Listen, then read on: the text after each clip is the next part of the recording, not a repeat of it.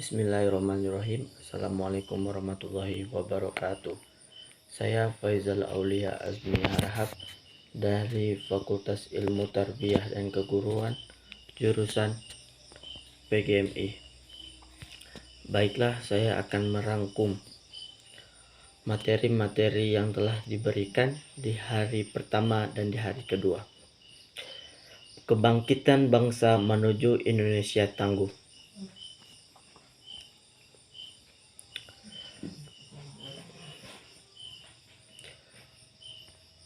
Turunnya pertumbuhan sektor ekonomi.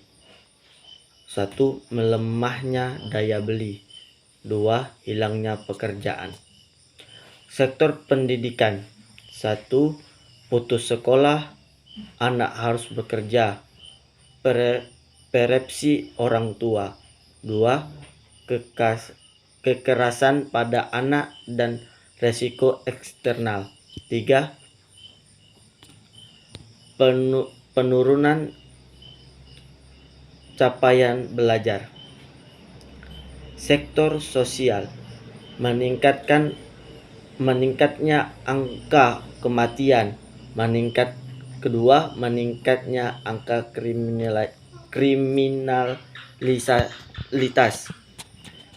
Kebijakan pendidikan, bantuan kuota, bantuan subsidi upah, bantuan UKT rumah sakit pendidikan. Pentingnya kolaborasi helix. Model kolaborasi masa depan yang mampu menaikkan kelas sektor ekonomi, pendidikan, dan sektor lainnya. Komunitas, ormas, pembisnis, pemerintah, akademis, universitas, partai politik, media massa. Tiga kekuatan pengubah dunia, yaitu 1. Kemajuan teknologi, 2. Agama, dan 3. Pasar. Mencerdaskan, menyiapkan diri secara intelektual, menyelesaikan secara intelektual ialah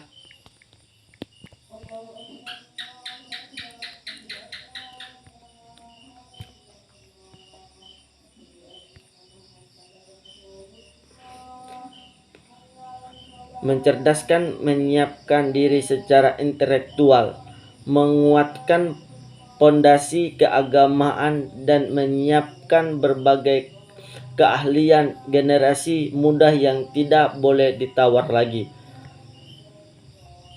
Peran dan peluang UIN Petekin. Arus utama mengembangkan teknologi digital. 2. Link and match dengan sektor industri. Yang ketiga, menjadi kekuatan sosio-teknopreneur.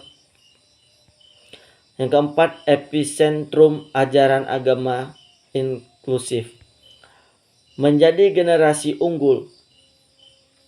1. Keagungan moral dan spiritual. 2. Gandrung ilmu pengetahuan. 3. Memiliki digital quotient. Yang 4. Kesalahan atau peduli sosial. Moderasi beragama dalam bingkai NKRI. 2. Arus besar Sunni Islam dan Syi'i Islam. Sosiologi labeling Islam atau Muslim liberal, sekuler, pragmatis, modernis, dan teroris. The most contemporary labels moderate Islam dan Islam Nusantara. Definisi moderasi secara etimologis, wasatiyah berarti jalan tengah, posisi tengah atau berkeadilan. Secara terminologis, pemahaman atau praktek keagamaan yang menjunjung tinggi kesetaraan, keberagaman, toleransi dengan berpijak pada prinsip tawazun antara rasio atau logika, teks serta konteks. Konteks dasar teologis Al-Quran Surah Al-Baqarah ayat 143, beberapa hadis dalam Sahih Bukhari, legal opinion of the jurists and Muslim scholars, context of moderation in Indonesia.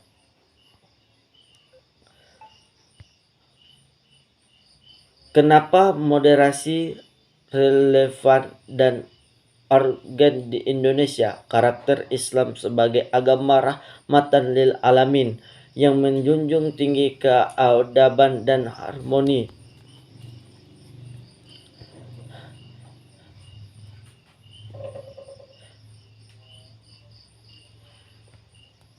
Dan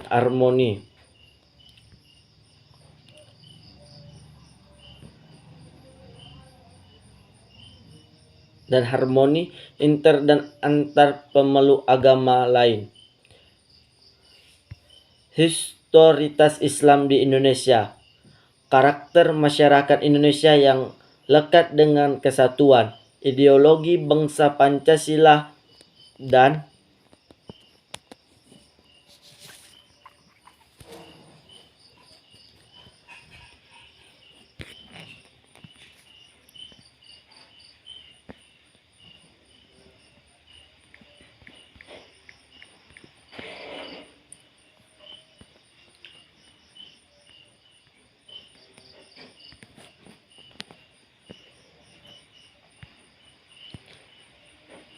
ideologi bangsa Pancasila dan moto Bhinneka Tunggal Ika. Isu-isu politik yang terkait dengan Timur Tengah dan politik global baik secara langsung ataupun tidak dapat mempengaruhi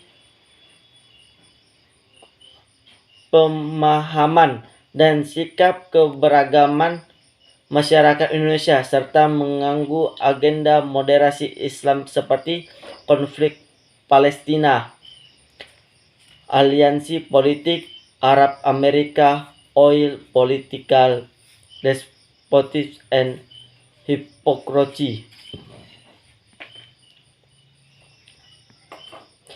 Peran mahasiswa. Mahasiswa harus memerankan diri sebagai agent of change dalam menguatkan dan mendiseminasi agenda moderasi.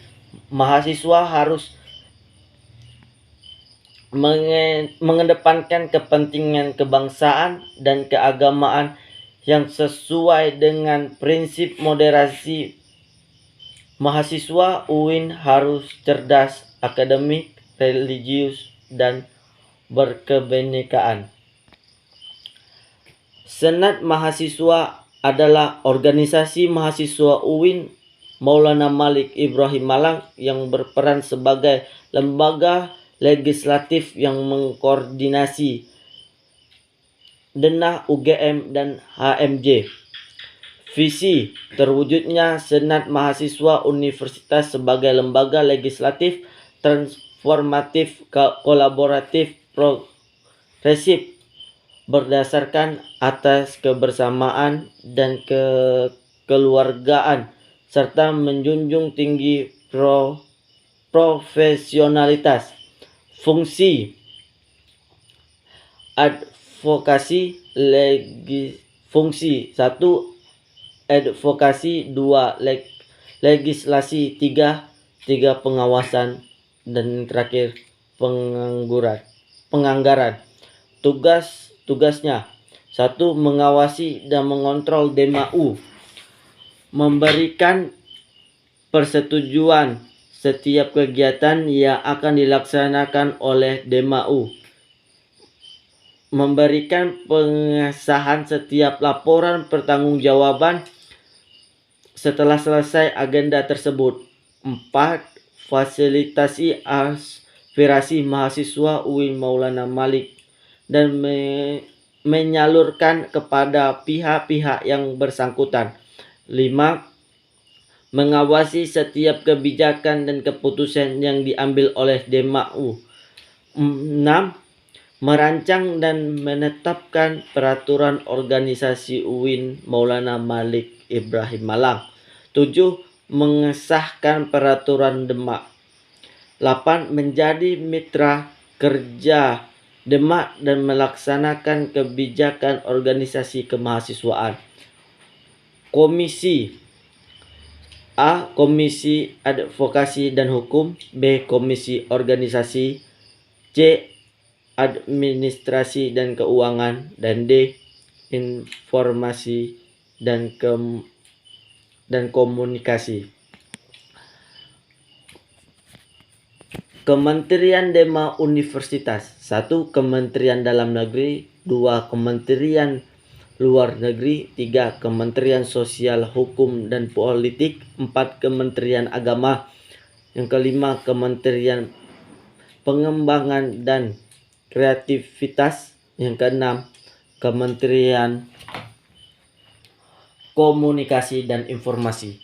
Program kerja Dema UIN Maulana Malik Ibrahim Malang adalah sahabat desa selama 1 periode ke depan. Jadi pada periode Dewan Eksekutif Mahasiswa Universitas, kita memiliki beberapa program kerja yang sebagai prioritas salah satunya adalah sahabat desa.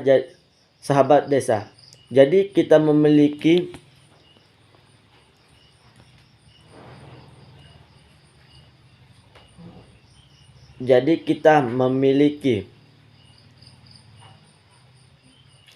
ataupun ingin meningkatkan terkait kepekaan mahasiswa terhadap masyarakat sekitar yang nantinya akan kita kolaborasikan dengan mitra-mitra yang ada dalam organisasi, dengan teman-teman sanad ataupun dengan organisasi mahasiswa UIN Maulana Malik Ibrahim Malik Malang antara dengan teman-teman UKM mahasiswa, karena ketika kita mencoba turun kepada masyarakat, kita harus memberikan suatu hal yang besar, harus memberikan satu hal yang perubahan. Yang kedua,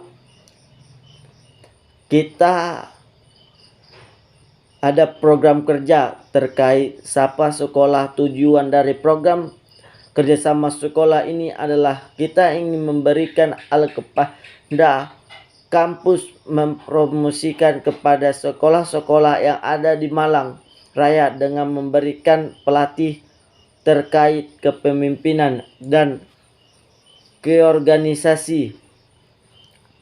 Hal yang terpenting adalah terkait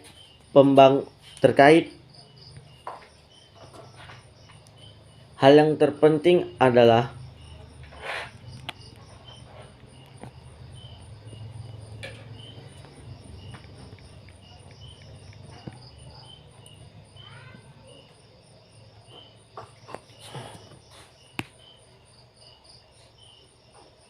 kepemimpinan dan keorganisasian. Hal yang terpenting dalam terkait pembangunan kinerja dalam satu tim. Yang ketiga, program kerja yang berkaitan dengan sosial, hukum dan politik. Nantinya kita akan memiliki program kerja yaitu Rihlah Parlemen. Yang program kerja ini intinya untuk kita berdiskusi dengan para pimpinan yang ada dalam birokrasi Republik Indonesia. Mungkin itu saja yang bisa saya sampaikan. Terima kasih. Wassalamualaikum warahmatullahi wabarakatuh.